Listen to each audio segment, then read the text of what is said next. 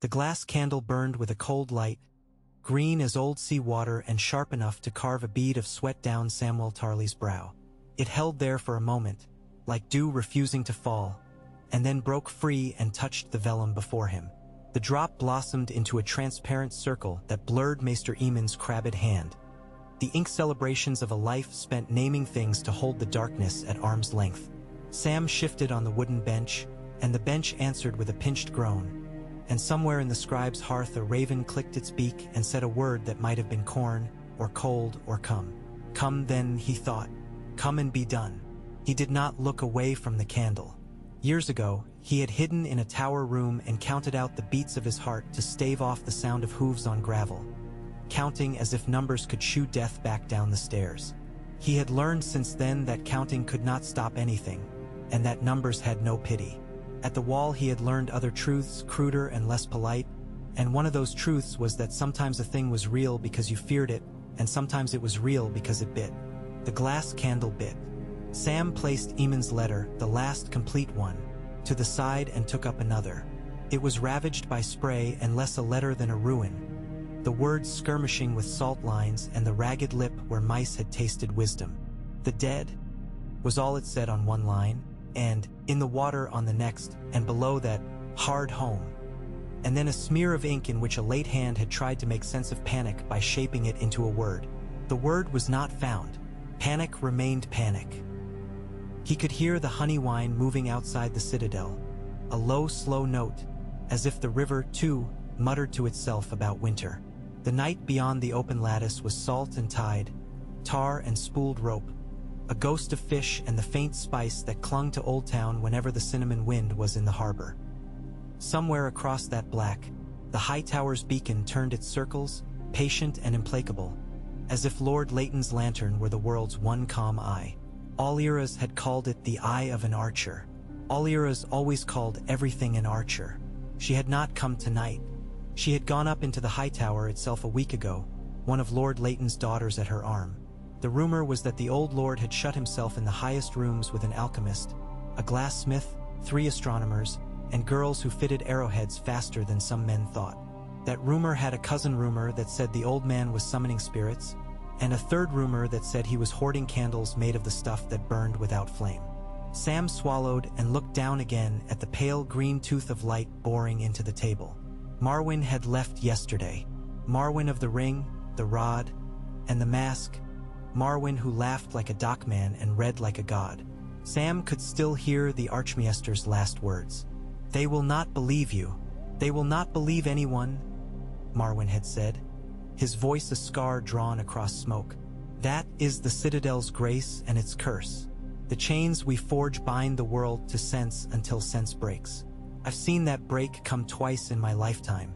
I'm going to see it a third time across the field of the narrow sea. There is a queen with dragons there. Dragons wake men the way fire wakes resin. Sit tight in your books if you must, boy, but do not think the rustle of paper is the sound of truth." He had pinched the green flame between 2 fingers, so close Sam had cried out, but the candle had burned brighter, and Marwyn had smiled under the dark hug of his mask. "Your hands are softer than mine. Good. Keep them for wounds and for children. The rest of us will keep our roughness for rougher things." Then he had gone down to the river in his brown boat with a ragged sail, and the Archmaester of the higher mysteries had become a silhouette sliding toward rumor. Sam had gone to Ibro's after that because Ibro's believed in leeches and bones and the way a drop of vinegar could change an illness, and because Ibro's had taught him to cut, to suture, and to say the names of things in a way that made them less frightening. Ibro's had combed his beard with 2 fingers and said, "The dead in the water is a good line. It is frightening because it is clean. The living in the water is also a line, and we do not stir a conclave for that." His eyes had been kind the way stones are kind by being what they are. He might not have gone to anyone else at all if the White Raven had not arrived. It had blundered in through the open lattice in the late afternoon and strutted along the shelf as if the room belonged to it, white as frost and twice as sure, tilted its head at Sam's candle, and made a sound like ice sliding into a thin place. Sam rose and offered it a dish. The bird nosed at it with contempt, strutted to the edge of the shelf, and pecked the rope that hung from a brass bell. When it rang, it was not loud, but Sam felt it in his bones. Somewhere, bells were answering bells in rooms like this one. The day had changed without the sun's permission. He left the candle burning when he went down. He was not sure if that was brave or foolish. Bravery and foolishness had been twins ever since he had stabbed something that had no blood with a dagger made of dragged glass and watched it turn to snow. The conclave met in a room that was larger than it needed to be and colder than stone had any reason to be. The Archmaester sat in a ring, iron and silver, bronze and lead, each muttering to itself in the light. Healing's gleam, Ravenry's dull, honest gray, the oily yellow of accounts, the stern black of something men preferred not to name. The seneschal wore his ring of office at his throat like a promise he could not keep. Walgrave was there, crumbed with sleep and rumpled as old ravens. Peristan, who knew more dates than any man alive and had never believed. In a single day, Valen, who squeezed numbers until they cried but never raised his voice to a servant. And Ebrose, whose eyes were old as walls but who was as present as pain. There were others. Sam kept his eyes on Ebrose because if he looked at all of them at once he would forget his name. The white raven was there, too. It sat on a black perch near the seneschal. When it fluffed its wings, frost drifted from its feathers and perished in the air before it reached the table. "It is winter," said the seneschal, as if that were a verdict. "So we do what we have always done. We send the white birds to the castles and holds, and the septs and towns, and we warn them to bring their folk inside their walls. We advise them to seal granaries, to fill cellars. We remind them to keep 3 days wood where the wind destroys stacks. This is wisdom that does not alter. Counsel cannot change the snow's mind." Ebrose said, "We have other business." "Always," said Valen softly. "Men always breed business when they cannot grow wheat." Peristan coughed. "Letters from King's Landing. Letters from the Riverlands. A triple-sealed letter from a man who calls himself king, and another letter from the same hand, affixed with a wax stag rampant and a 20-line appeal to custom." "Stannis Baratheon," said the seneschal. "He asks for a Grand Maester. He insists," Valen said. His mouth suggested a smile had occurred to it the way a draft occurred to a candle. "He has very proper letters about bastardy and lines of succession which he hopes will serve as epigraphs to this request. He cites precedent and brandishes law. He always did have a soldier's love for the neatness of a line." "King's Landing has a Grand Maester," someone murmured. "Not a lawful one," said Peristan, listing. "Pycelle died.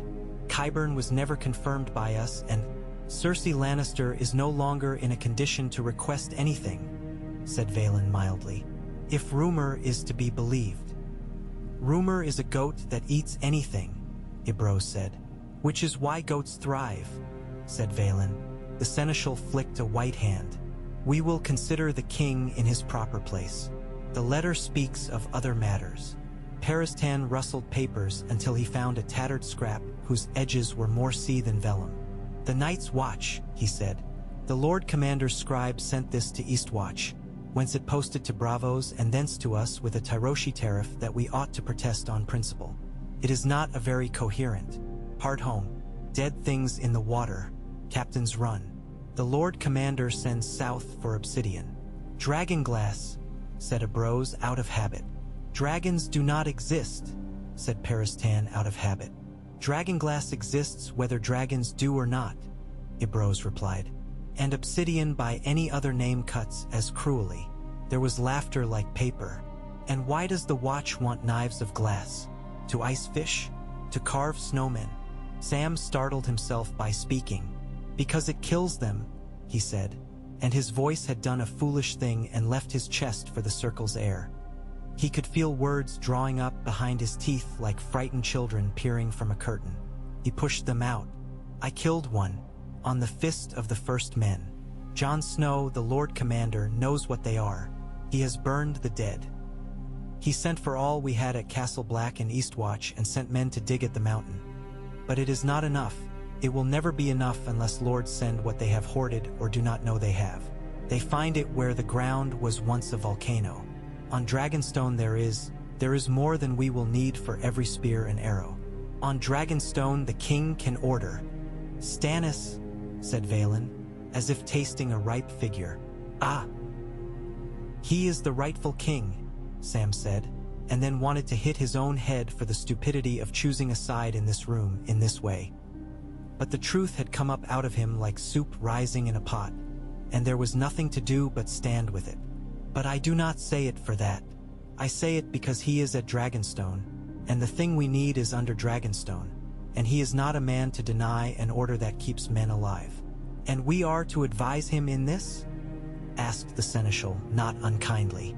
You are to choose a Grand Maester, Sam said, and to send letters with white ravens and small ones, to name the things as you always do, and to say that the dead don't stop. He cursed his tongue for failing him. They don't stop at walls. They don't stop at borders on maps. They don't stop because we have a custom for snow. The white raven shook itself, feathers like shards, catching the candlelight. Marwyn, said Peristan with a peculiar neutrality, says that a boy with soft hands and a terror of everything once drove a blade of obsidian into something colder than iron. Marwyn's gift to the world has always been stories with very sharp edges. He went, Ibroz said to the room, not to Sam. Marwyn went where stories are born. He always said he would. Which puts our little boat on a wide river without a pilot, Valen said. And here is the king's letter, and here is the watch's squall, and here is winter making honest men of us all. He turned his eyes on Sam. They were not unkind. Numbers are not kind. What is it you ask us to do, novice? I am not a novice, Sam said, too quick. I was a brother of the Night's Watch sent here by Lord Commander Snow to learn what could be learned and take chains if chains are what learning wears. I came with Maester Eamon's bones. I came with Gilly's child. We know what you came with, said Ibroz, so gently that it did not sting. Tell us what you would have us send. Send me, Sam said, before he could become the kind of man who wished to be sent and then waited for someone to ask him twice. The room was quiet as a knife. Send you? Valen sounded amused and worse, impressed. As our Grand Maester? No, Sam said. He had rehearsed a humbler scent. Ince and found he had mislaid it, like a candle dropped in the straw. He tried again. Send me to King Stannis as a maester in truth or as a student with a borrowed chain. I will not quibble. Send me to help him count the stores and carve obsidian and write the letters that make men move. Send me to tell him what I saw, so I do not have to write dead things in the water, like a coward who knows the rest and cannot bring his hand to it. If you would send a Grand Maester, send one who will name the right things near the throne. I am not asking for chains I have not earned. I am asking you to stop pretending that earning can only be done in rooms. It is our vice to think so, Ibroz said. His smile was tired but had teeth. Suppose, said Valen, that we send you and the king makes you more than you are. Sam looked down, because beneath the careful music of Valen's voice, he could hear an old note. Fear is always there, he thought. And then he thought of John, standing in the wind with snow in his hair, and of the thin bright song the dagger had made when it slid into a thing that had been only a man until it wasn't. Then I will be more than I am, he said, because we are all going to have to be more than we are to live. The seneschal tapped the edge of his ring against wood. Let ships be ready, he said. Let letters be drafted in the king's proper mode and sent with the white raven to announce winter and with black ones to announce need. Let us advise that obsidian be worked by the guilds of Dragonstone and Driftmark, and that the Night's Watch be provided with it in number. The Grand Maester, who? Asked Valen with innocent eyes. Will be discussed, said the seneschal. We will not have a king's hand in our sleeve if we can help it. Be careful, Ibroz murmured. Stannis Baratheon belongs to laws like a hook belongs to a line. He is the sort of man who drags what he is attached to where he goes. Valen made a little cage of his fingers and smiled into it. All lines tangle. They tangled that very night. The seneschal sent a little boy with orange peel and news. A ship had come up the Mander to the quays below the citadel. A small ship, not elegant but economical. On its stern was a painted onion. so crudely done that it had more heart than skill. Sam recognized the sigil as one recognizes a song one once hated and grew to love. He found his feet moving before he formed the thought. He left the candle burning. He followed the smell of tar and onions and wind. The man who stood on the quay was not tall. He had a beard that had prepared, at some point in its career, to be a better beard and then had stopped and made a virtue of what it had become. His hands were sailor's hands, and his cloak was salt with old voyaging. His eyes tilted at everything with more amusement than the world deserved. When they fell on Sam, they softened. "Are you Maester Samwell?" he asked. His voice was the sea pretending to be a man's throat. Sam bowed. It came out awkwardly because it always did. "Novice," he said out of habit. "But Samwell Tarly, of Horn Hill, of the Night's Watch, of—" He stopped because he had always run out of labels in the wrong place. "Of the living," said the man. "And that will do. You are Ser Davos Seabort." He had meant to sound like a man who knew things and had instead sounded like a boy astonished to find fairy tales were men wearing boots. "Davos is plenty." The man's smile had a split in it where a tooth was gone. It made him look like a kindness that had been patched. He held out a letter without flourishes. "His Grace bid me lay this beneath the citadel's nose and see whose nose twitched. Here we are. They sent word you might be the nose." It was not beautiful law, and it was not a gentle invitation. Stannis's letters never had been, and this one had the charm of a blunt instrument. But there was gravity in the words and shape, and a promise that when a line was drawn it would be held. Sam read it twice, then folded it like a man folding a sail that had brought him through a storm and could not be thrown aside. He looked up at Davos and said, without thinking, "He'll do it." "Aye," said Davos. "He'll do it. He'll do the thing that hurts him because it is the thing that is right, and he'll ask why you are whining when it hurts you. I am no good with the talk of books, Maester, but I know him. If you tell him the frost eats men the same way hunger eats them, and that this black glass kills frost, he'll cut men's hands on it to pass it out if that's what is needed. He has a way of being worse than you think and better than you fear. The Conclave will not send a Grand Maester of his choosing," Sam said, "because if he did not say it to someone who had looked down a masthead's height at a storm, he might have to say it to himself." Davos snorted. "Then he'll choose a Grand Maester of his choosing, and we will get on with the business of living anyhow. The last queen put a rat in the chair and called it a man. Better a man in the chair without the Conclave's kiss than a rat with it." Sam wanted to defend the Conclave, because it had taught him how to sew a wound and name a plague and tell one herb from another that would stop a belly or stop a heart. He swallowed the answer. He will need a man at his side who knows how to coax guilds to work, how to talk to septons who hate fire and red priests who love it, and how to make a city burn its dead without burning its patience. "Aye," Davos said. "He will. Will you be that man?" Sam's stomach lurched like a small boat discovering a large wave. He thought of Gilly, who had a new warmth in her cheek in Old Town whose source he feared to name. Of the child was not hers. That was a tangle he would not pull at tonight. Of Eamon's bones laid among the quiet and the quiet. "If they let me." "If they don't," Davos said, and there was gentleness in it and something that had never learned. Ed how to sit down. "Come anyway." The Conclave did not let him. The Conclave also did not forbid him. The Conclave convened and adjourned. The Conclave sent letters that advised and letters that suggested and letters that sympathized in ways that were artful and useless. The Conclave sent, at last, it rose to put a hand on Sam's shoulder and say, "You may go in the Citadel's name to advise the king on matters of the watch and winter.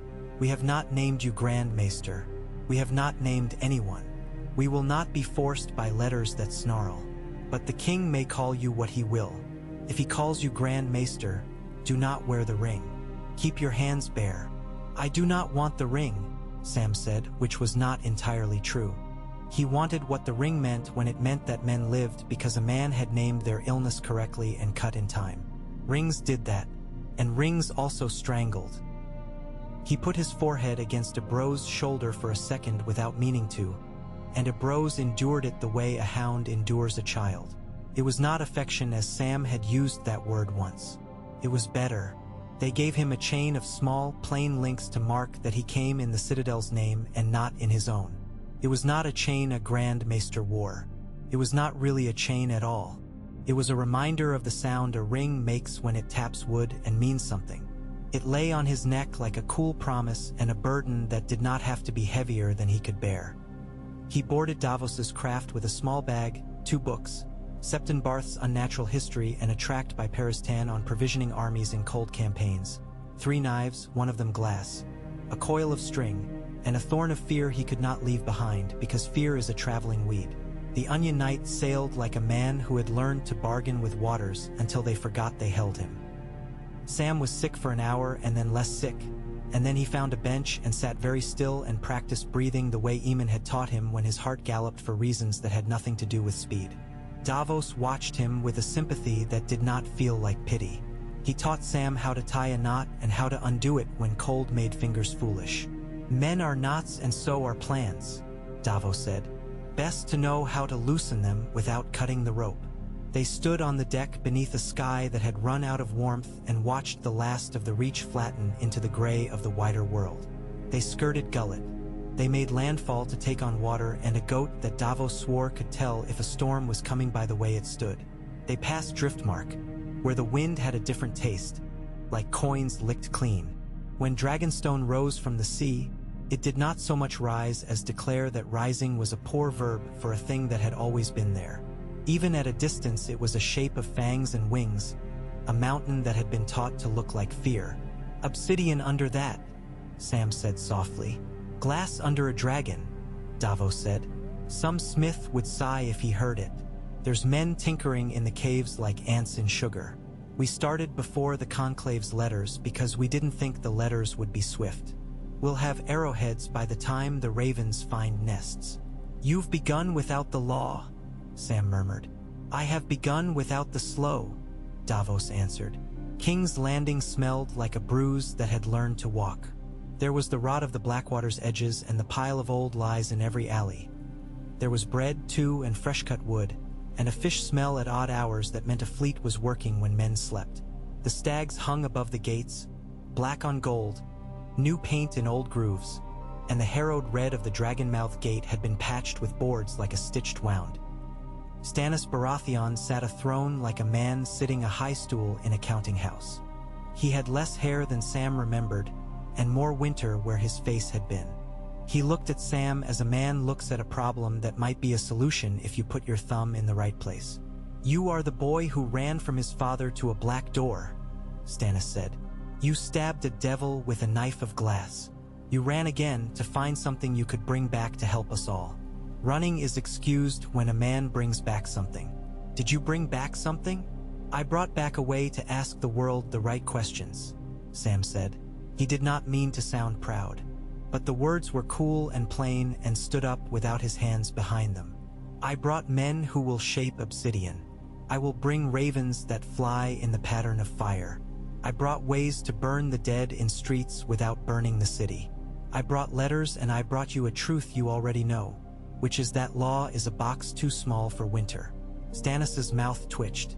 He might have smiled if there had been any warmth where smiles are born. You brought me audacity. That is the thing. Your Grace, Davos said, with a hand that knew how to point. The Citadel has not named a Grand Maester, and the Conclave will not be bullied into it. They have sent us Maester Samwell as an advisor in winter. They cautioned him against wearing what is not his. Men who forge chains are jealous with their links, Stannis said. Let them. They did not send us nothing. They sent us this boy. He stood, and the throne did not groan. He wore justice like a cloak. He walked down 2 steps as if stairs were admitted to his presence under sufferance. You will sit the council, then. You will write with a careful hand. You will keep the guilds at their work and the septons at their prayers and the red woman at a distance that allows for heat but not for burns. Melisandre was not in the room. Sam felt her presence the way a tallow feels the candlemaker in the next room. The foreknowledge of shape. He nodded. Yes, Your Grace. Grand Maester, Stannis said, and though the word was not crowned by the Conclave's bell, it was a king's word. In the city below there were many men who did not care for such niceties. I do not much care whether old men in long rooms approve of me using you. They will approve or not as they always do, with contempt turned to fig leaves when the wind changes. I do not care for wind, I care for walls. Sam bowed until he felt the small chain press the hollow of his throat. He did not touch it. We will need to make new walls, he said. Walls of men, walls of wood, walls of fire where wood is scarce. We will need a way to speak to Old Town and White Harbor and the Dreadfort and Winterfell in days, not months. We will need a law that says a lord may not choose between pride and bread when his small folk will die for it. Write it, Stannis said. Davos breathed out and became 2 years younger. For a moment his beard remembered that it had wanted to be better. And let me read it aloud in a voice that can be heard and in words a fishwife knows. We'll get better compliance that way. Do that, Stannis said. He looked at Sam. Do you take my meaning when I say that if you have lied about the dead things in the water, I will have your head? Yes, Sam said, and then, because truth should be paid in full, and you will not need to. Stannis considered him as if he were a map. Get to work.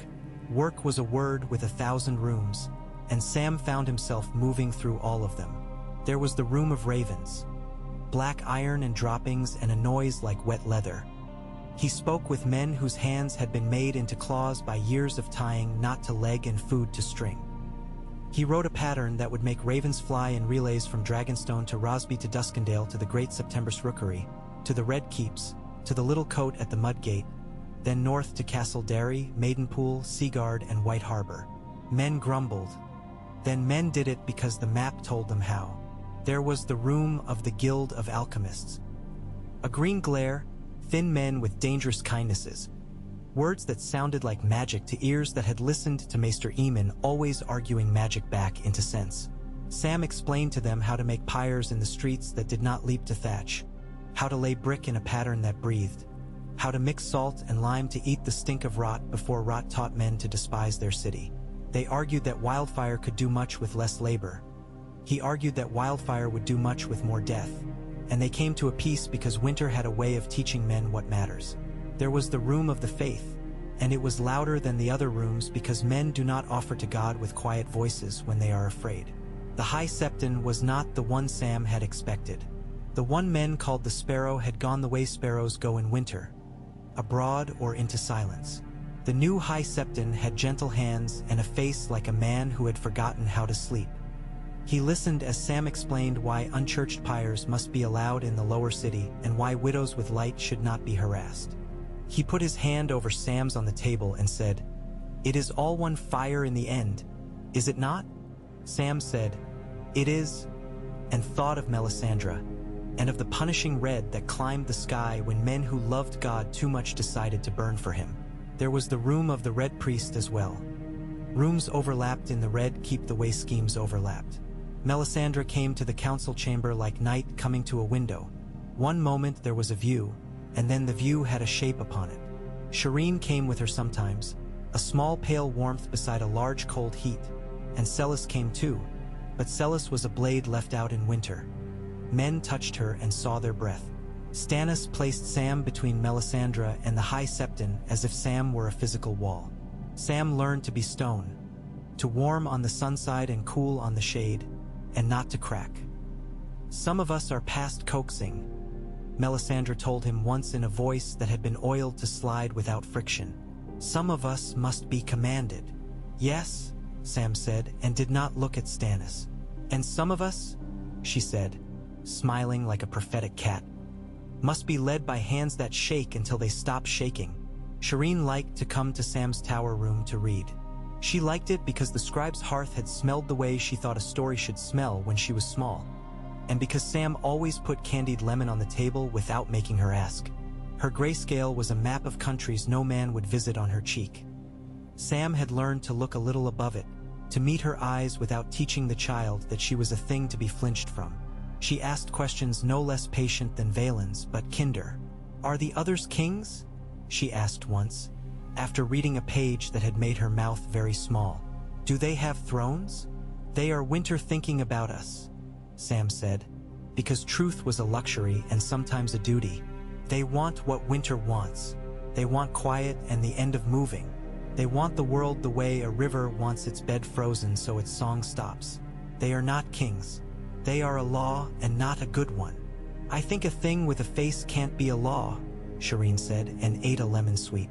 I think a thing that takes away men's faces decides the law for a while, Sam said, and wished he had said a gentler thing. She looked at his chain. You are Grand Maester, she observed, like one observes that rain is wet. But you did not take their ring. They did not give it, Sam said. And the silver link for healing is the only one I earned fully. You will earn the rest, she said. My father becomes king by doing king things. You can become Grand Maester by doing Maester things. He smiled and taught her the trick of unbinding words that turned like fish on a page and slid between the fingers. He did Maester things. He did council things. He did things that had no name in any of the books he owned. He set men at Dragonstone to cutting the black glass, shaped arrow, eads, spear points, knife blades wrapped in leather sewn in a pattern that would not split upon the first hard use. There were guildsmen from King's Landing who had never worked the stuff who learned by breaking it and nicking their fingers and cursing Sam. They came to admire the way a good striker could make a clean flake the length of a finger in the direction the stone would prefer. He wrote letters that went out with white ravens and black, that said winter had come and that law had changed to fit it. He wrote decrees that Stannis signed with a hand that had never learned to be ornate. New tithes in meat and wood to the Night's Watch. Protection for any small folk who volunteered to travel north with the new wagons. Relief for widows in the city who took in orphan children. He wrote an unpopular statute that required any lord who tried to hold back stores for famine price be stripped of those stores and fined in salt, steel, and shame.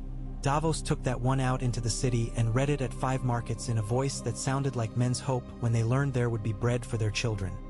And at the 6th market, a baker kissed Davos and Davos went red to his hair. He oversaw pyres. He stood with men in the streets and told them that a body would not wake if burned quickly and deep, that a man could love a man and still set him on fire, that grief would have to learn new ways to walk.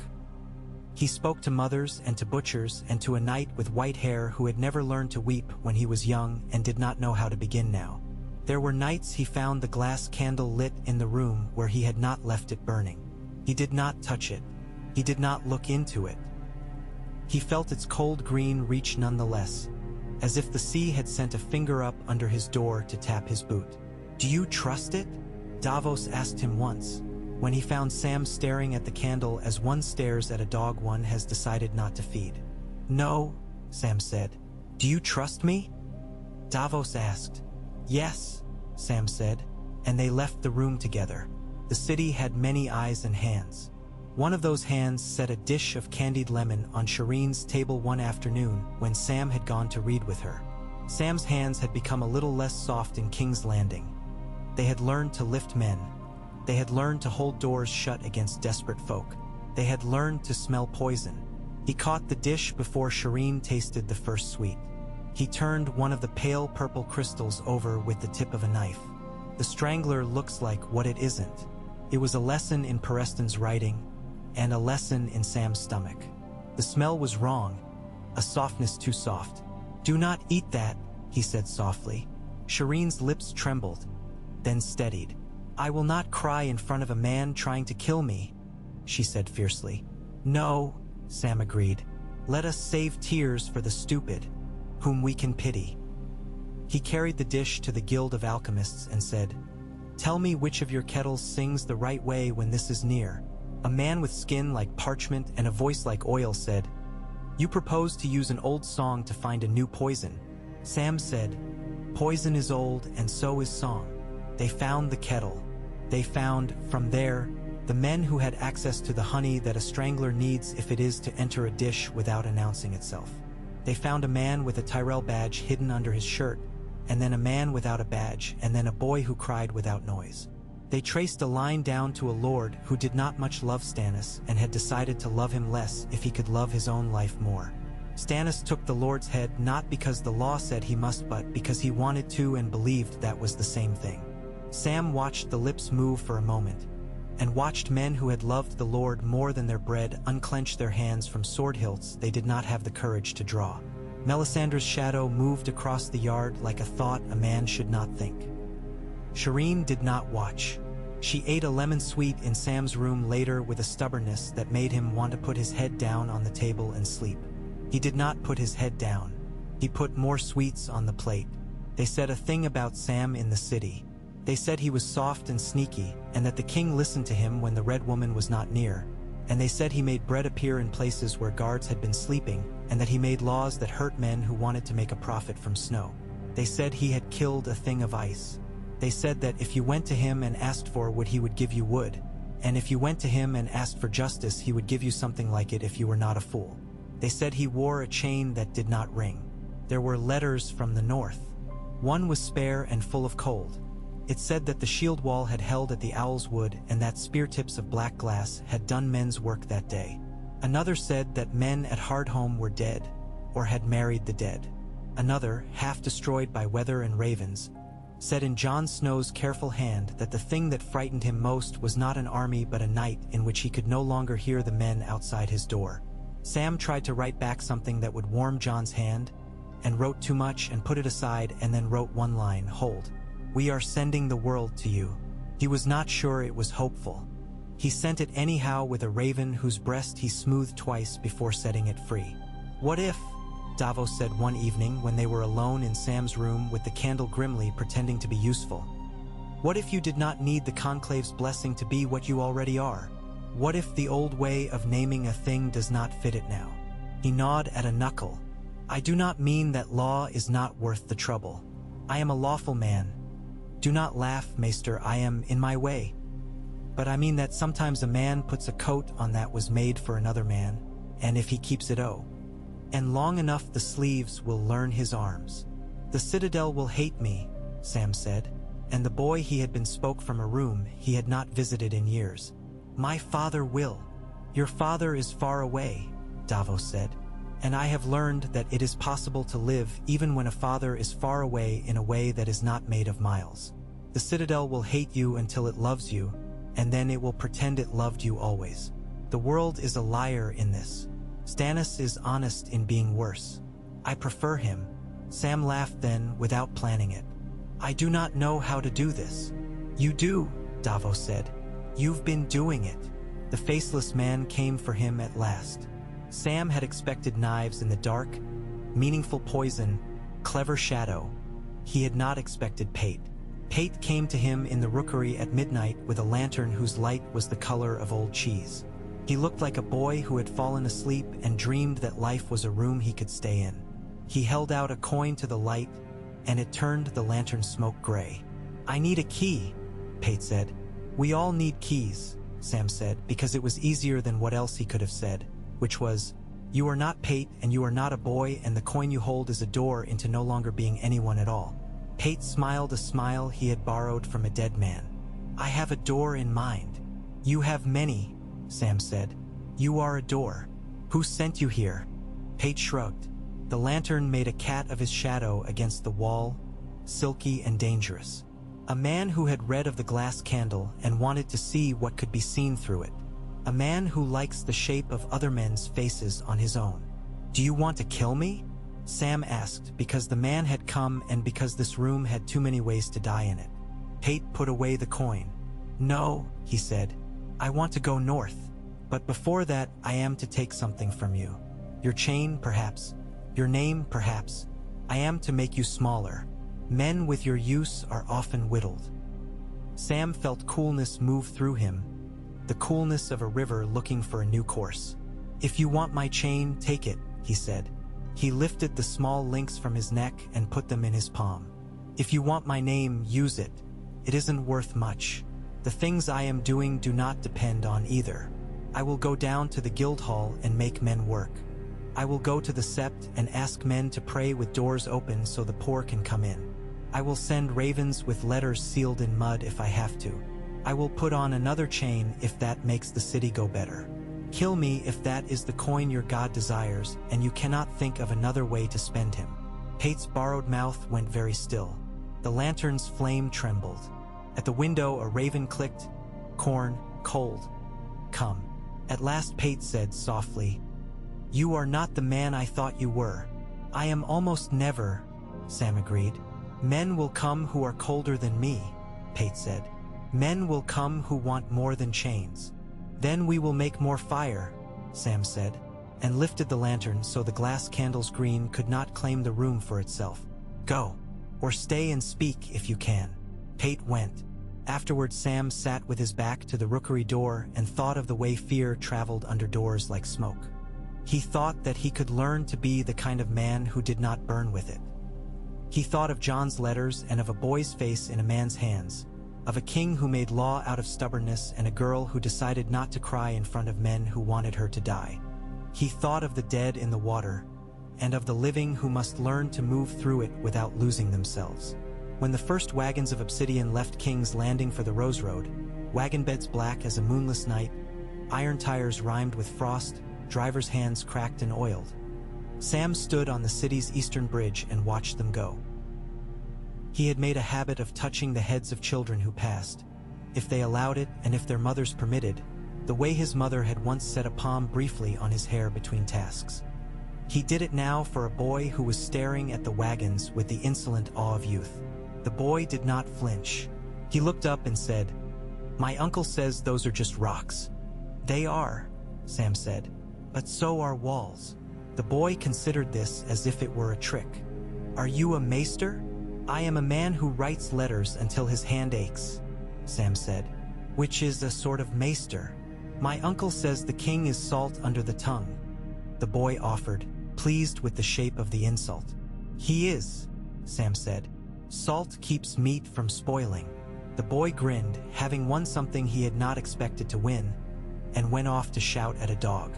The dog looked back like a lord surprised to be addressed plainly and consented to be shouted at. Sam went back to his room and took up his pen. The words moved now without so much fear. He wrote to Old Town and to White Harbor and to the Dreadfort, to the Umber who had never learned to whisper and to the Karstark who had forgotten he had a voice. He wrote to Lady Barbary Dustin because someone had to. He wrote to the Vale because ravens could climb mountains quicker than men. He wrote to House Reed because some men knew swamps and some men knew stories and both were needed. He wrote to his father and did not send the letter. Time in King's Landing was made of bells, and bells were made of hands. The bells said noon and the bells said fire and the bells said quiet now and eat your bread slowly. The bells used to say lion and now they said stag, and the sound was different but not so different that men did not remember other days. Sam learned to tell which bell was rung by a man with a prayer in his pocket and which by a man with a joke. Stannis listened to him more often than not. Sometimes the king did the exact opposite of what Sam advised, because the opposite was harder and therefore must be more correct, or because it was the law's shape and he recognized himself in it. Sometimes Sam argued and made a thing bend that should not have, and sometimes he did not, because he had learned that bending is not always winning and that sometimes roads must go around hard hills. Once, Stannis said, "You have become less an idiot than you were," and Sam slept a whole night through, which was rare enough to feel like wealth. Snow began to come, the kind that turned beggars into humps under steps, and then a pause, as if winter had gone away to think about more thoroughness, and then snow like silence made visible. Sam went to the city's poorest quarter and came back with his cloak soaked and his chain chilled into a necklace that a fishwife would not have pawned for onions. He sat by the candle that night and thought of Eamon, and of the sound a blind man makes when he is happy to have found a chair. He remembered Eamon telling him that books were food when the world could not be eaten, that words were meat too if a man chewed. He whispered aloud to the candle and to anything that might be listening, "I am not enough for this." And the candle said nothing, and the green within it held like a breath. Melisandre came to him the next morning and said, "I saw in the fire a boy with a knife of glass, and behind him a woman with one ear bleeding, and beyond them a wall of water. Fire is not a straight mirror. It shows you the shape of fear, and you must decide which side is real." He said, "Let me know when fear stops you." She smiled as if he had given her a jewel. "Never." "Good," he said. "It does not stop me either. It walks with me and it talks, but it does not stop me." He wondered sometimes if the conclave would summon him, would demand that he surrender the title Stannis had given him and submit to a new man who wore the ring they preferred. He wondered what he would do because he was a man who respected naming and who knew that words are walls too, and could not pretend otherwise. If they sent Ibros, he would bow as a son bows to a father who taught him the names of the bones in his hand. If they sent Valen, he would prepare to count. If they sent a stranger with pleasant skills and a disdain for fear, he would try to teach him to use his disdain with care. They sent no one. They sent letters with words that had iron in them and malice that had coat fur. They sent caution and more caution and advice on how to avoid hysteria. He replied with numbers and names and cases, and when they suggested that glass candles were dangerous toys, he wrote back that dangerous toys in the right hands are called tools. He signed those letters Samwell Tarly of the Night's Watch in service to the realm, and sent the ravens north and south and watched them go. He had thought, as a boy, that becoming a man would feel like a sword being drawn, a singular bright moment with music. At the wall he had learned that being a man was mostly a matter of breaking bread into pieces and carrying wood in plainsong. In King's Landing, as winter took the city by inches, he learned that being a man in the midst of an ending was telling other men that they were not at the end yet. The road north became a black vein in the white. Carts moved along it like blood, slow and needed. Men in the city began to burn their dead without argument. A boy told Sam proudly that his father had made 50 arrowheads out of glass and only cut himself 5 times. Davos came to dinner and fell asleep upright in a chair with his head at an angle that said he would be angry at his body when it punished him for it. Shireen read Septon Barth's words about dragons and said, "They were not just Burns given names. They were real." And Sam said, "They were once," and did not say the rest, which was that some part of him would be glad if they never were again, because he had seen what fire could make men. The first letter that made him lose his breath came from a woman called Harma, writing on behalf of the Lord Commander because the Lord Commander's hand had been occupied with other things. It described a night of cracking ice and blue wind, and of something that moved through ranks of men like a thought and did not disturb the snow. It described arrows of glass and a man named Tormund Giantsbane laughing in a way that made laughter a knife. It ended with, "The wall is a wall until the sea decides the shore is changed. We hold. We hold." It was possible that a man had died between those two we holds and the ink had been mixed with his breath. Sam read the letter to Stannis. Stannis closed his eyes for a long time. Perhaps he slept. Perhaps he was praying. When he opened them, he said, "Send more." And when Sam said, "There is no more glass to send unless mining and making become faster than history allows," Stannis said, "Then change history." As if it were a thing to be snapped at the hinge, Sam went down among the guildsmen again and showed them a trick with leather wraps that made knives hold better. He went to the men who pulled stone from the belly of Dragonstone and asked them if they could think of the rock not as a rock but as a loaf. A boy with a pickaxe showed him how to cut along a seam that Sam would never have seen. Sam had never loved a rock before. He began to wake in the night thinking of seams. When he could not sleep, he sometimes went to the September of Baelor and sat very near the door. He prayed to the mother, because the mother was the part of the 7 that had held him most gently when he decided he could not do a thing and then did it anyhow. He prayed to the stranger because the stranger had taken Maester Aemon and had not taken him with the same hand, which felt like a mercy that needed to be acknowledged even if he did not understand it. Once he met the Red Woman there, of all places. She stood near the mother's statue and did not sneer. He saw her look up as if she were greeting an old acquaintance she did not trust. "Is your God jealous?" Sam asked. "All gods are jealous," she said, without venom. "Or why?" "Oh, you?" he asked. "No," she said. "I am afraid. Jealousy is a pastime of the unafraid." He thought that was the most honest thing she had said to him. He touched the mother's hand where wax had dripped and hardened into a mimic of tears, and then he touched the stranger's cloak where men had rubbed it smooth with their fear. He did not feel anything in particular.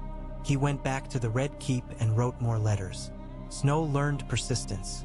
Bread learned to be smaller. Firewood learned to be counted. Law learned to be a blanket too thin unless you lay very still and gave it to someone else. The conclave, at last, sent a white raven again. It perched in the council chamber and said nothing because there was nothing to say that had not been said already. But the weight of its presence was like a hand on a table that quiets a dispute. Carried a letter. The letter was short.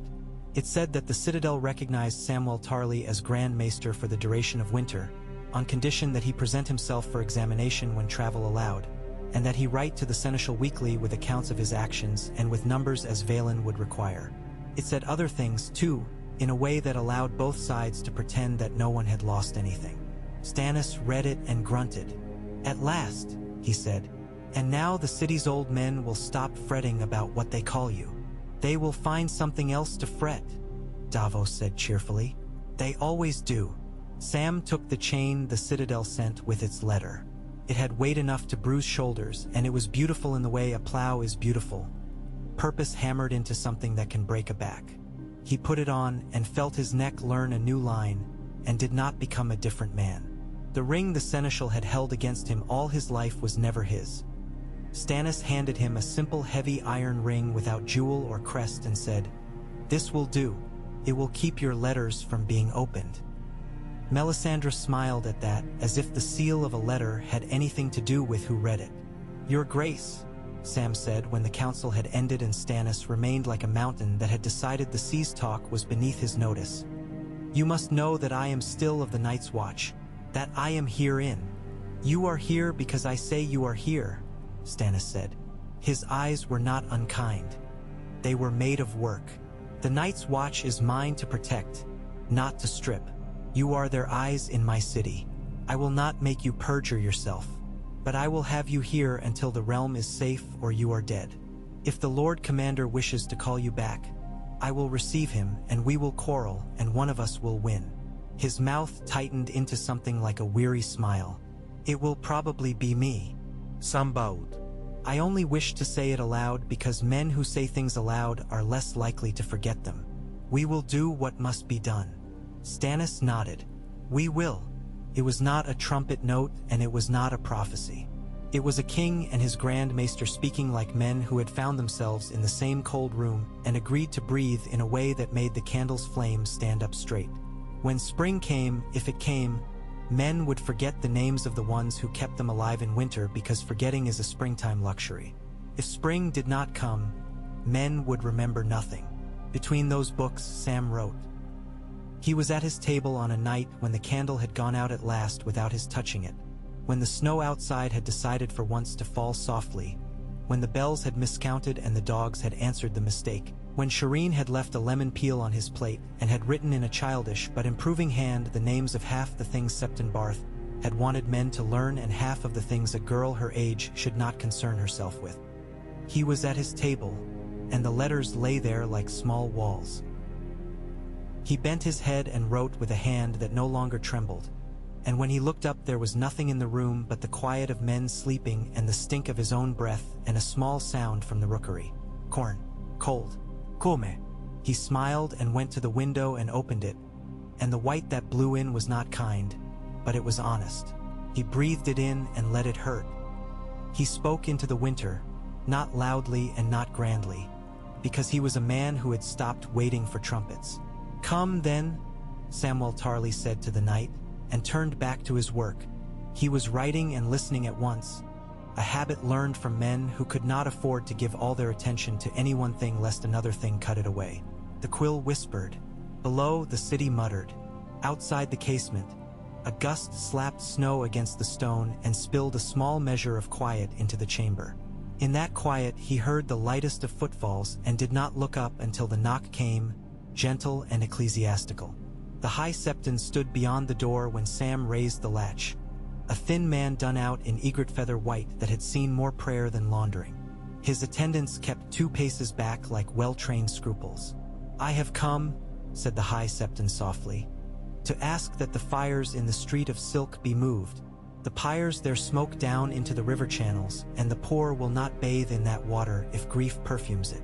Sam stepped aside and gestured to the brazier. "Then we move them," he said, because the city did not need argument about what was true.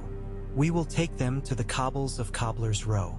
I'll send men with shovels and brick.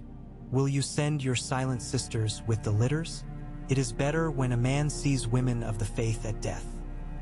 He remembers there is something larger than the thing that fell wide-eyed at his feet. Of course, the High Septon said, with the faintest of winces at the candor of it. Your Grace. Not your Grace, Sam said automatically and then flushed because he sounded like a boy. Forgive me, old habit. I sign letters in the king's hand and sometimes the phrases leak. The old man smiled, the sadness in his face changing shape but not diminishing. I know which hand holds which pen, he murmured. Does the Red Priestess know the same? She knows, Sam said. She disapproves. She disapproves of rivals to her flame, the High Septon said, not unkindly. But I am only a lamp, Maester, and we are in a cavern very large. When the old man had gone away through snow that could not decide between falling and staying, Celis Florent came instead, stiff and shining, with a mantle that looked like smooth fish scales and eyes that did not love to see the world any different from the doctrine she had chosen. She brought Melisandre with her. In winter, doors collected flames the way autumn collects leaves. You coddle the old god's men, the queen said at once, as if she had stored the sentence in her mouth to keep it warm and now could not bear to hold it any longer. You let them burn their dead in the open air and call it a kindness. It is not a kindness. It is a theft. Lawler requires sacrifice, and the sacrifices we have given have taken enough, Sam said. He did not add, and the ones they have taken have not changed the direction of wind or the thickness of ice. He had learned that some truths were better left where they could be found by those who looked, not thrown like stones into faces. If your God is as jealous and as great as your priestess says, as he is, Melisandre corrected and smiled, which did not improve the cold in the room, then he does not need me to turn a man out of the line for soup and into a fire. We have law. The law says we treat the small folk equally and the dead quickly. Law is a raft men build because they cannot swim, Melisandre said. You cannot cross an ocean on a raft. We can cross a river, Sam said. We will cross this river and make of the opposite bank a place where no man need be burned unless he wakes up again. Those who wake up again, Celis said. They are proof. The others come. The law is not enough. It is enough to save the city until men who love war enough to ride into weather do their part in the north, Sam said. I will not cut the city into pieces for gods to chew. Your king agrees with him, Melisandre told the queen, mild as milk. Let him be what he is. We will have other work. When they left, they took the sensation with them that a hearth leaves when someone opens a door. Sam stepped to the casement and closed the lattice against the brief whistle of air. He looked at the candle and did not light it. He had not lit it since the night he told the heir to come. He would not yet. He wrote instructions to move the pyres. He wrote to the Guild of Alchemists to send more lime to Cobbler's Row and less to the docks. He wrote to the Master of Laws to post beetles with cudgels where grief could turn to riot, and to instruct them to use their voices first and their sticks only if a stick would keep a mother and child on their feet when a crowd began to sway. The white raven that came 2 mornings later wore frost like a small crown and knocked twice as it came through the lattice, as if it were a clever man in a hurry. Its letter bore Hightower wax. Old Town under sail. Black sails out of the west. The red wine fleet has not yet cleared the straits. The Mander choked with ice. The beacon turns, but rumor says the horn on the tower sounded twice and once backward, which has not occurred in 100 years. Lord Leighton has raised the city and drawn bridges. Sharks in the bay like punctuation. Send us ships you do not have. Send us luck you have not seen. The letter was signed by a hand practiced in commerce and choirs both. A red wine cousin mustering courtesy and fear on the same line. All eras slipped through the door that evening with snow on her lashes and a bow unstrung at her shoulder. She had grown harder in edges in the weeks since Sam had last seen her. The sand in her blood had met salt air and learned a new song. Pate went to Old Town, she said without preface. He is 2 different boys now, the one in the face and the one in the hands. He smelled like a harbor thief and talked like a man who had never used a knife. I left the Hightower because its corridors grew strange. Lord Leighton plays games with light and glass, and the daughters he loves whalebone combs play with rumors. The alchemists sent up a jar that sang when no one touched it, and men looked at one another and smiled with all their teeth. The Iron Men are near. Their captains have names that old women spit after they say them, and a king who wears patches on his cloak from places where the sea took something from him and left an echo. If Old Town falls, the conclave falls. If the conclave falls, letters fall. If letters fall, we are men shouting with our mouths cupped while the wind throws our voices back. You expect me to do something clever, Sam said. The clever thing would be to have Redwine's fleet in the river now. The clever thing, All-Era said dryly, would have been to tie the Reach to the throne with garlands before winter came. But men chose fruits, and fruits rot. He went to the council and laid the letter on the table. Stannis looked at the wax for longer than he looked at the words, as if to remind the room that seals are politics and politics are tools and tools are not gods. Davos leaned in to read upside down. The master of ships was a man whose learned literacy came with the smell of pitch in the margins. If the vineyard men cannot come through, Davos said, then it's the narrow sea or nothing. And the narrow sea has a long memory for debt and frost. We have ships in the gutters, Valen murmured from where he had come as an invited guest, numbers having been wanted along with Davos's nose. He had arrived like a moth following coin. He ticked off counts with a thick pink finger. We have tie 2 hulls stout enough to nose a gale, 59 swift enough to outrun it, a dozen that cannot. If we send a dozen, they sink, and men say you sent a dozen. If we send the 90, we empty the harbor and bring the city nothing for bread and wood for a fortnight. The city will live without 60 ships for 2 weeks. It will not without bread. The trick is to be miserable usefully. Stannis's mouth made one of its difficult agreements with the facts. We send 20, he said. Davos commands. We do not strip the harbor of bread. We put men on the river as far as Rosby, and we conscript barges from men who have barges, which is what conscription is for. And Redwine? Sam asked. He will not swim through ice. Davos rubbed the scar where a finger had once been and now wasn't. I will go to the arbor first, he said grimly, as if making a confession. I will put wine in the air between us and see whether it turns to vinegar or to purchase. He has grown fat in the last 2 years, I hear. Fat men like to be persuaded that their leaning is wisdom. And if I cannot persuade him, I will frighten him with Euron Greyjoy's songs. Euron steals men's courage with the shape of his smile. I will teach Lord Redwine to fear being left alone with that smile. Take letters, Sam said. Take authority to borrow ships as a man borrows a cloak. And he looked at Stannis. Your Grace, name Davos for this. Let him promise, in your name, that House Redwine shall have first rights to bring arbor wine up the Mander and into the capital when spring comes and coin is in hand again, in return for passing now into winter with us. Stannis's eyes darkened with irritation, and then lightened with understanding, and then darkened again.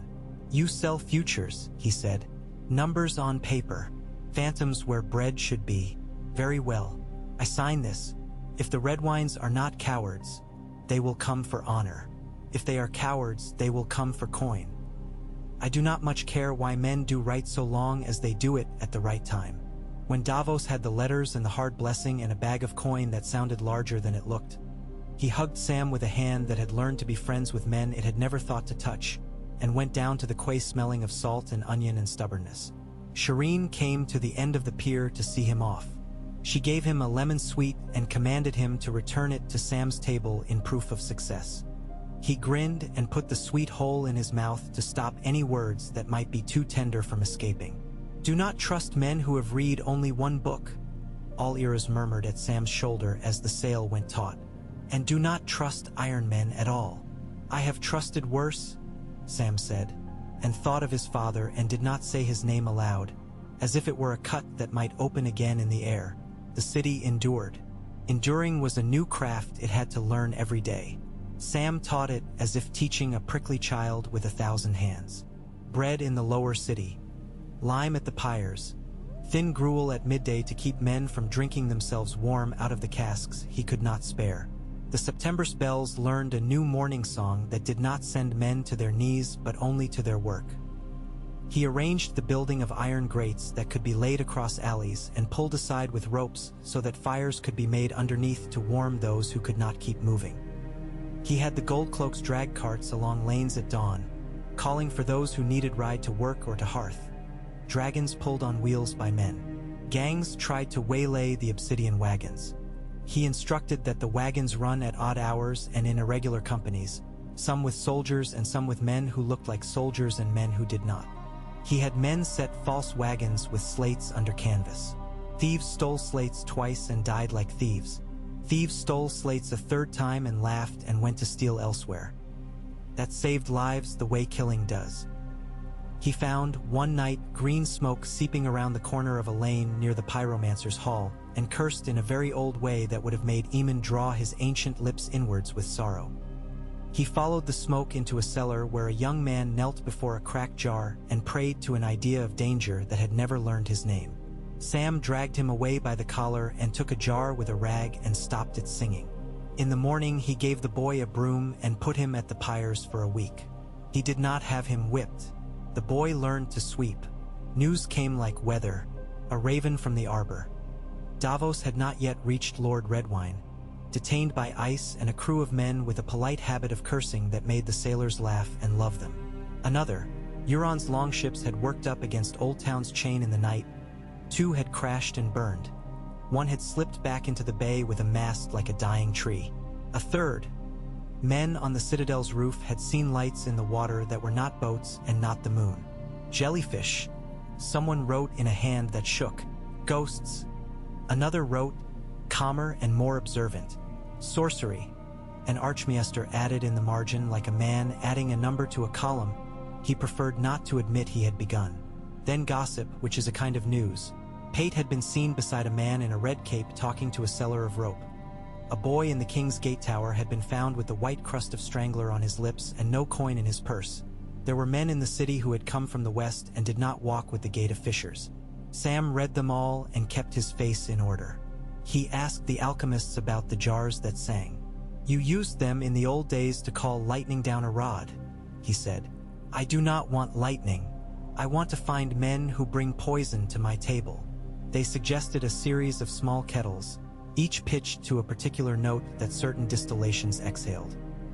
It was a ridiculous plan. It was a plan anyway. He had them hung in the upper kitchen. And in the rookery, the flames beneath drawn low so the sound would carry as a finger against fine glass carries along the surface of a table. The rookery kettle sang at last on a night when Sam had begun to believe in his own cleverness and was therefore at greatest risk. The sound was a high twang, like a string being plucked by someone impatient with music. He went up with a lantern and a cudgel and met the smell halfway, a sweetness that wanted to be lemon and was not. The rookery door had been left on the latch. That was an insult. He went in and did not call for guards because men who answer shouts late bring steel into the wrong rooms. Pate was there, of course.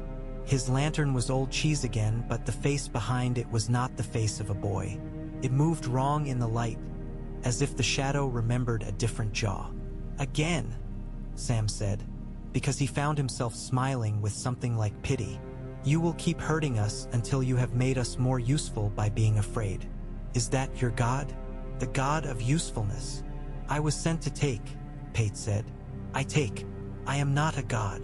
"What is it tonight?" Sam asked. "Poison for Shireen again? Poison for me? A kindly draught for the birds." Pate made a small, elegant shrug that did not fit his costume. "A letter," he said. "One that speaks to a man in the west whose name your king will not say and whose banners he cannot yet beat. Your letter will help to beat him without a fight. It is a shame, Maester, to let letters do sword work. Swords grow sad without work." "Euron Greyjoy," Sam said, because it was the name Stannis could not stand in his mouth. "He will come or he will not come. My letter will not change the appetite of his line." Pate's eyes slid to the kettles. "You are clever now. I do not like it when the world finds new teeth." "You will find new scars then," Sam said and raised the cudgel. Pate was gone before the cudgel fell, slipping sideways along a wall like oil. The coin he had showed once rolled out of the shadow where he had stood and came to rest against the toe of Sam's boot. Sam did not stoop. He blew the kettles out and raised a raven with a few lines for Davos. Men in the rookery. Men in the kitchens. Song in the jars. Watch your sweets. He ate the lemon Shireen had sent him whole in his room and considered a life in which he had remained a man who did not trust himself with kettles and coins. A week later, a letter came from the arbor written in Davos's plain working hand. Thick strokes like planks hammered into place. Lord Redwine had been persuaded. Lord Redwine had been frightened. Lord Redwine had confined his trembling to his private chamber and pledged his fleet in his public hall with a voice that shook only slightly on the word honor. The Redwines had sailed. They will be slower than men like, Davos wrote. But they will be there. I have borrowed 3 hulls as a man borrows a cloak when he is cold and tells the man he took it from that he looks better without it. Do not be angry. The city is colder without it, I know. I will send back news with coin. Your onion knight is a thief, Valen observed when Sam read the letter aloud. It pleased him to say so. The best thieves are those who know their sums. He is what we asked for, Stannis said, and closed the subject the way a door closes itself in wind. It was not long after that Sam went to Stannis and asked to go north. No, Stannis said at once. His stubbornness was a wind men leaned into. You are here. You right. You keep this city between hunger and fire. If you go north, you remove a rope from one wall to tie it to another. I will do more good tying the ropes together, Sam answered. We send glass and men. We send words.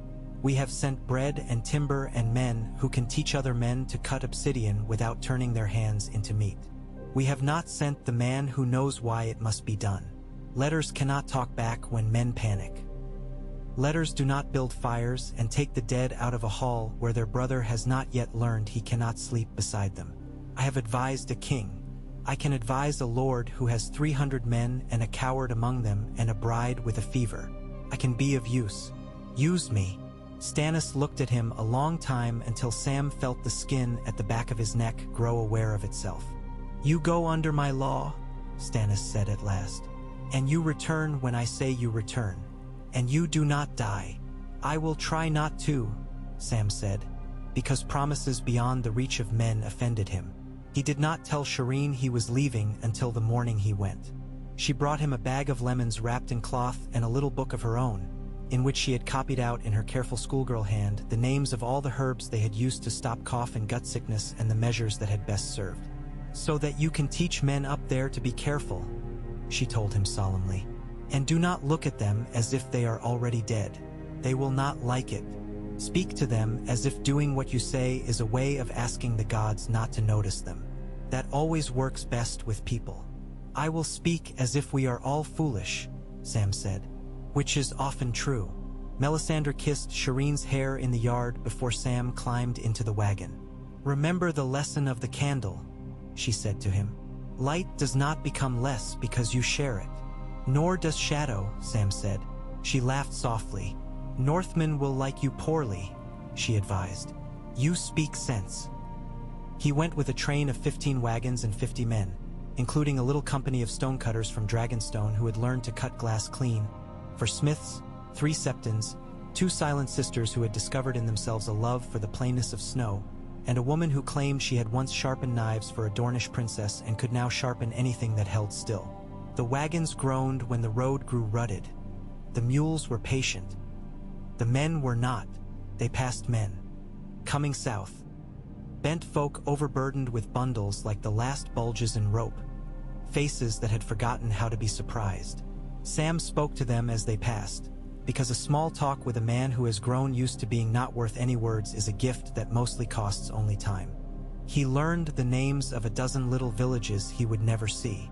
He wrote them down at night to remember that they existed. At Rosby the lord was dead and his widow ruled with a dislike for cold that made her sharp. She tried to keep the wagons. Sam stood under her hall smoke hole and said, If you keep them I will sleep on your doorstep and tell your small folk that they will have wood in a different city because you kept it from soldiers who fight for the beds they will someday lie down in again. They will come to your door and ask for your reasons and you will give them. This will keep you warmer than what you will take from us, I think." She let the wagons go. He sent her a jar of salt fish from the next town as thanks, because he could not afford to be only the doer of grudges. Men followed their train from time to time, and those men had knives. From time to time those men had a way of slinking back into the hedges that suggested they had been made to understand their knives would be better used on rabbits. Once a big man with teeth like smashed acorns shoved a girl at the rear wagon and cut the cord on a canvas and fell back with a sheet of black shards sliding over his belly like a night sea. He stared at the stone as a man stares at a sky he does not know. "What is it?" he asked, whining, and the driver said cheerfully, "Death for the dead," and cracked his whip for the first time in a day. They crossed the Trident at a point where ice had grown soft at its midriff like an old man, and the ferrymen hung charms on their poles and muttered to themselves. Sam paid their muttering more for the sake of custom than of comfort. He liked to respect small trades when big things used them. A band of men with a ragged wolf at their head watched from the far bank without speaking. Sam looked at them and did not speak first. After a while, the one with the wolf said, "What's in the wagons?" "Stones," Sam said, "and bread, and men who will teach you to kill winter in a way that will make you wish you had more stones." The man's mouth worked on that. "We have bows," he said at last. Behind him a boy who was not old enough to be surly was surly. "You will still want more stones," Sam said, "and food for men who will carry the stones north for you." "You a maester?" "I am a man who hates cold," Sam said, because sometimes men needed the same word but shorter. "The stones are for men who want to live." The wolf lord, who was perhaps no lord at all, spat sideways. "Go then," he said. "Go and be clever." "You should learn," Sam said, and when the man refused he did not stay to teach him, because he had learned that there were some lessons men would only learn when winter had slapped them twice across the mouth. They passed Moat Cailin like an animal that had fallen asleep standing up and could not be woken. Something in Sam's bones liked the shape of it because it had been built to hold when men were not yet clever. He did not go in. He did not have time to love ruins. The neck was a place that dissolved strangers and swallowed wheels. Men came out of the green with long spears and reed-wet hair and took them by a path that had been dry when no other was. They did not speak much. One man, short and light, with a frog's patience in his face, said, "You carry a chain of law. Leave it in the south. The swamp has its own." Sam touched his Grand Maester's links and did not answer. He left 2 sacks of bread and half a jar of salt in a ruined watchtower that someone had made a hearth out of. He took the frog's guidance and told the reeds to bless them, which made the men smirk until one of them said, "The reeds bless no one." And the smirk died for a moment, which was as merciful as anyone in that country knew how to be. White Harbor rose white as its name when the sky cleared enough to show a line and a promise. The sea beyond it had lost all color but steel. Wyman Manderley received them in a hall that smelled of fish and flour and plotted kindness. He had grown larger and shrewder in winter. He called Sam Grand Maester with the lift of eyebrows that indicated he could call him something else if Sam preferred a fight. He fed the men, all of them, with a largesse that insisted upon being admired, and then he raised his cup and said a thing that he had wanted to say for years. "The North remembers," he boomed. "It remembers men who feed it and men who cheat it. It remembers debt and dinners. It remembers what it wants. I have not yet decided whether it wants you." "It does not want me," Sam said pleasantly. "It wants the stones. It wants men who can teach other men to set a sharp flake into a shaft. It wants law because winter without law is only long murder. It may want my letters. It will not want my face." Wyman Manderley laughed until his chair joined in and creaked. "You are very poor at politicking," he said. "It suits you. I will give you ships. They will not be the best ships because I keep the best for the day when I decide what the North wants, but they will float with stones in their bellies. My men will take them as far as Eastwatch, and then they will vow to take them no further." "They may vow what they like," Sam said, "as long as they remember that vows matter very little to dead men." The Lord's eyes grew colder. "You talk to me as if I were a servant," he observed. "I talk to you as if you were a man we do not have time to flatter." Sam said softly. Your men will take the glass to Eastwatch. I will take some by land. When the road runs out, I will begin to hate my boots. The laughter came back to Wyman Manderley's voice. You are very rude, he said. He lifted his cup. And you are right. Bring your stones.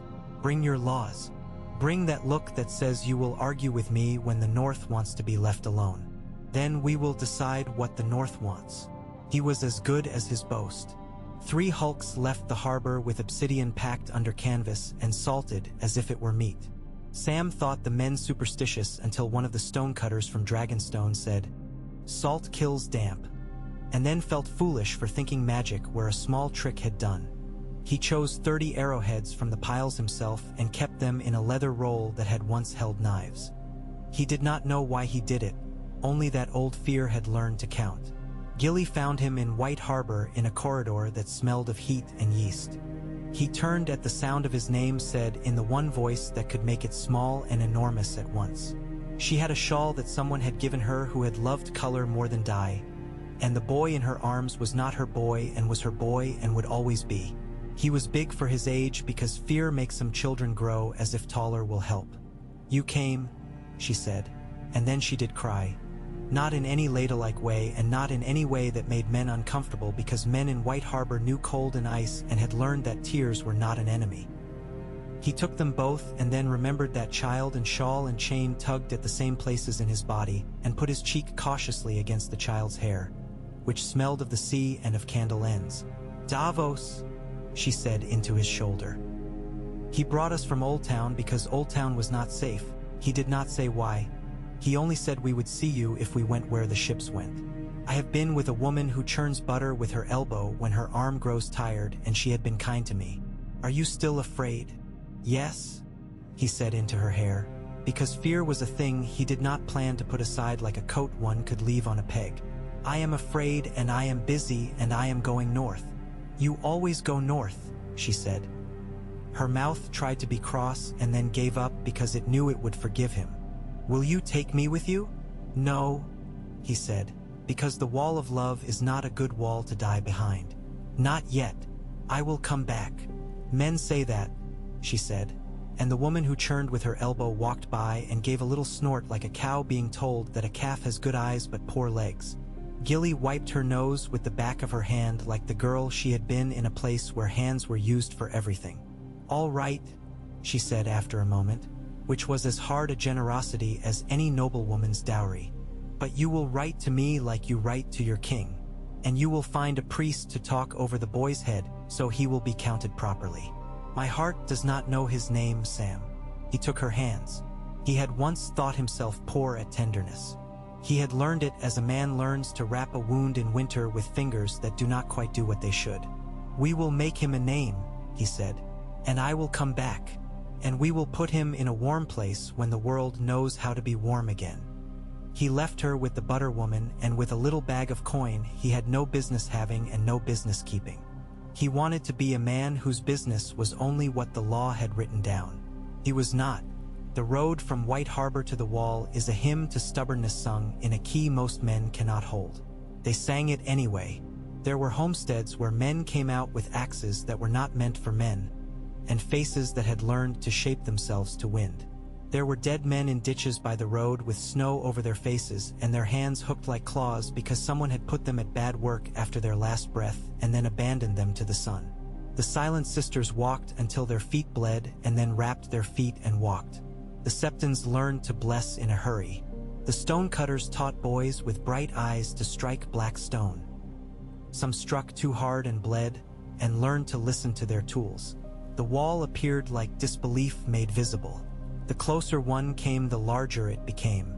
Sam looked up at it and felt again the first stunned silence he had ever put in the world and thought that perhaps some doors must remain where they had begun or men would think anything could be moved. He crossed through and into a yard that had been swept and cleared with the kind of care that is almost anger. Jon Snow was thinner and older, and the boy in him had become a kind of quiet that live men wore when they had spent too much of themselves in places where hands did not always find hands. He came across the yard without pretext and hugged Sam in front of the men and did not care who saw. He cared less than ever what men saw. That was the privilege of men who had watched things that could not be born and borne them. "You came," Jon said, and then, with the smallest of smiles, "Grand Maester." "No," Sam said, just as softly. "Only Sam, and stones." They took him into the Lord Commander's rooms, which were spare and had learned to be warm by cunning rather than luxury. The brazier stood in a corner where it did not draw smoke into the window's draft. The furs had been beaten to a softness that a man's cheek could forgive. A map lay on the table bristling with small marks. Fire here, dead there, empty where once men had gone to hunt and come back with meat. "You wrote me," Jon said. "You wrote like a man who had learned to be sure. It made me angry, and then it made me cry, and then it made me eat, which is as much as a letter can be expected to do." "You wrote me," Sam returned, "like a man who did not intend to die because his pen had not yet finished its sentence. That was very clever of you." Jon's smile showed and went. They spoke of obsidian and fires, of how to teach men whose hands thought only of wood to take glass into them and not let it bite. They spoke of the wildlings who would not be taught by any man of Black Unlee. Says he was laughing when he spoke. They spoke of Tormund Giantsbane as if he were a weather pattern, and of the Thens as if they were a forest that would stand for 100 years and then be gone in a day. They spoke of Melisandre, and Sam confessed the kettle scheme, and Jon said, "I once thought to use a bell as a warning against things that move where wind does not." And they agreed to hang kettles and bells and a handful of boyish charms with carved birds and bears where the wind ran. The wall had not forgotten how to be a child's tutor. At dawn they went to the training yard, and Sam watched boys who had found new life in belts that held men's knives instead of schoolboys' toys strike black stone, and shape flakes whose edges sang. He watched them bind leather and glue with a mixture he had written down in Shireen's book and now taught aloud. He had to tell one boy 3 times to set the flake with its grain along the shaft and not across it, and at last the boy burst into tears because his hands would not obey him. Sam took those hands in his own and showed him the trick of pressing the heel of the palm against the stone as if it were a stubborn friend, and the boy laughed in hiccups and made a clean head. It was a stupid triumph, and it mattered. Night along the wall is a sound more than a sight. It is the small noises of men pretending they are not waiting, and the larger noises of weather pretending it is only weather. It was colder than truth and warmer than death. Sam stood beside Jon and Tormund and 3 other men, whose beards had frozen into ecclesiastical shapes, and watched lights move in a stand of black pines. They did not move with wind. They moved with decision. Men tensed beside Sam, and he felt the old fear open its eye under his ribs. He put his hand into the leather roll and closed it on a piece of glass. "Not yet," Jon murmured. "Wait until they reach the ditch." The ditch had been lined with salt because Septon Barth had once written that salt remembers itself even when the thing it kills forgets to be born. It was foolishness, and it was science, and it was a use for something the city could spare. The first 4 things that came out of the trees did not bleed. They were not remarkable. They were simply wrong, in the small ways that make a man's eye ache before his mind understands. They came to the ditch and did not slow. The ditch smoked where their feet found salt. 2 crumpled without sound. 1 pushed through backward on stiff limbs as if hands behind him had tugged him like a puppet. The 4th fell into the ditch and twitched. It twitched until a boy from the yard ran out and set it on fire with a torch held in both hands like a sword. "Do not waste glass on them," Tormund advised in a voice like old cheese. "The cold nights are behind the dead ones." The cold nights came as whistles in the dark, notes that slid past the ear without permission. The first Sam saw was a reflection before the thing itself. A ghost in the visor of a man beside him, a blue that did not belong to any die on earth. Jon moved, fast as the story of him said he could, and smoke rose where black blade met the air that was not air around the other. A spear from lower on the step took it in the rib, if ribs are the word, and the tip of glass made a sound like someone drawing on a pane of frozen window with a fingernail. The other burst like the idea of a man. It did not fall. It went away. Sam's breath left him and did not plan to return. He forced it back. Ladders moved in the dark the way spiders move. Men on the ladders fell when Sam shouted to throw oil then and not later. and his courage choked him because men had fallen at his voice even if the oil ate the wood and kept the others from coming over. He hated that part of life and did it again. The second other came with a kind of care that made him think of the conclave at its most reasonable. Turned its head when men shouted. It did not lower its chin. When the spear came at it, it turned the shaft aside with a wrist that would have made a dancer proud. It stepped neatly and was going to kill a man Sam had shared bread with. Sam threw his glass. The arrowhead struck the other under where a collarbone would be and sank to the leather. For a moment nothing happened and Sam thought he had merely decorated a storm. Then the blue light behind the thing's eyes flared and then did not, and the world found the room the light had held and filled it with itself again. The sound it made was exactly like the sound in Sam's memory from the fist of the first men, and exactly not like it. It was quieter now, or Sam was braver, or the world had learned his name. He found his breath again and had the foolish idea that he might be getting good at surviving. After, they stood in a hall that had learned how to be crowded without raising its voice. Men took off gloves and found the skin under them raw, and took other men's hands briefly because grief could wait a little while but not forever. Tormund drank from a horn and laughed because if he did not laugh he would frighten boys. Jon sat and looked down at his hands and then up at Sam. "You threw," Jon said. "I did," Sam said. He found his legs shaking now that they were not needed. It was a very small and very necessary. "Most useful things are," Jon said. He smiled and for a moment he looked young, and then he remembered that he was not, and the smile collapsed the way a blanket collapses when you lift it from a bed. They slept in turns and woke in turns. Sam wrote in between, letters that went back to King's Landing and White Harbor and farther, to Old Town with a note for a bros that read simply, "It breaks," and to Valen with a tally that would satisfy him 3 mornings from now and no sooner. He wrote to Gilly, using the gentle words his mouth did not always find, and told her what snow felt like when it decided to fall sideways and what laughter sounded like when a man made his last joke on purpose so other men could have one more story. He did not tell her the exact shape of fear, because fear, too, is a kind of poison, and because he hoped to bring her north someday and wanted the road between them not to be spelled in letters that stank of it. There were 10 days when the dead did not come, and the living grew almost restless with it and then ashamed. On the 11th day men at Eastwatch sent a raven that described a new cold that froze breath at the mouth and then did not break the breath off, only held it like a trophy. "The sea is a sheet," they wrote. "We walk where we once rode. It is not right." They said a ship had come in from the south with a red-painted onion on its stern and a gap in the paint where the sea had insisted on a piece of wood. Inside it were 3 barrels of pickled fish and a bag of letters that sounded very much like Davos and had his hand. Sam felt a laugh trying to climb his throat and put a hand on it and sent men for fish. 2 of Davos's letters were meant for Sam. One was short and said, "Old Town holds today. Redwine's fleet bit at Euron and Euron spat. Hightower beacon went gray, then white. Men on the quays sing foolish songs that keep courage up and make sailors contemptuous. I am coming north when there is a wind." The other was longer and told a story Sam would not tell anyone else, of a horn blown from a ship that made men forget their names. "I tied my name up in a knot," Davos wrote, "and kept it. I do not know if this will work twice. Beware men who make music." Sam read it and felt the candle in his room measuring his breath in its cool green and did not light it still. The next night the others came again in numbers that made counting an insult.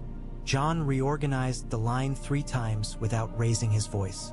Tormund sang something dirty that acquired a tune only when a man far down the steps took it up who had once been a minstrel and never said so. Sam moved with water and oil and orders and a measure of blind luck that felt like competence. He looked up once between tasks and saw a shape upon the ice out beyond where the ditch cut dark through white. Tall, horned perhaps, or wearing a crown of things that weren't antlers. It stood and watched as men in black made a wall with their bodies and melted and made another wall. It did not move. Sam looked at it and thought of Stannis standing on a high step in the throne room and not moving while men argued around him. He did not like himself for that thought. It made him give orders faster. He knew better than to make an idol out of endurance. At dawn there were 63 dead that would not get up and 11 that would if they were not given to the fire. Sam went to the pyres and did the work that made grief go forward instead of back. He took a knife from his roll and cut a boy's hair, just a lock, the way the Silent Sisters had taught him. For a mother who stood with her hands clenched at her sides and did not cry because she had learned not to in a place where crying used breath you needed. He gave her the hair. She held it as if it were a baby. He wished he were a man who could hold all the baby soft things and keep them from winter. He was not that man. He made sure the fires went the right way, and then he slept on his face for 2 hours and got up with grit in his eyes and wrote to King's Landing. He wrote, "The ditch and the salt work. The glass works. Fire works. Bells hung where wind runs make a sound that boys learn to hear as if it were a mother calling. The red woman is right about fire and wrong about almost everything else. We need bread. We need boots. We need men." He wrote, "The others are not kings. They are patient. Patient things are harder to fight than men who rage." He wrote, "Tell the city it is not allowed to die while we are not looking." He sealed it with Stannis's ring and his, and sent it with a raven whose breast he stroked twice to feel the small heart that did not know it served any god but movement. When a man has been cold a long time, warmth is suspect. It came in a small thing. A day without wind. A day when the snow fell straight. A day when Sam laughed because a boy swore that obsidian sang to him and the stonecutter from Dragonstone swore back that his wife sang only when stone cut clean. It came in a letter from Gilly written by a woman with a churner's elbow who had done the writing for her, saying that the boy slept with a hand on a carved toy that a Manderly had given him, and that sometimes he said a name in his sleep that was not the name the world used for him. Sam put the letter in his pocket and carried it into the yard like a charm. At dusk, when the light had the color of bad ale, Alaraz's arrow hissed past his ear and struck a wooden post with a firm little sound that meant it had done what it meant to. "Stop standing between me and my work," she advised, amused. She looked different in black furs, leaner, sand in the north. "You did not think I would stay in a city that can decide in a minute to love or to hate the smell of onions," she said. "Old Town will not fall while it has things to do. I wanted to see the wall. I wanted to see you throw glass at a king." "I did not throw at a king," Sam protested, and then smiled despite himself. "How did you come here without freezing?" "I put one foot in front of the other," Alaraz said, "and I learned to eat snow at the right speed." They stood together on the step and watched the night decide whether to be generous. They did not speak for a while. The quiet between them had learned to be companionable. "When this is done," Alaraz said at last, "what will you do with your chain?" "I will go back to the citadel and be examined," Sam said. "And I will argue that examination is what you do while doing the thing you wish to be examined in. And I will refuse to apologize, which is something I have learned to be good at." "Will they let you?" she asked.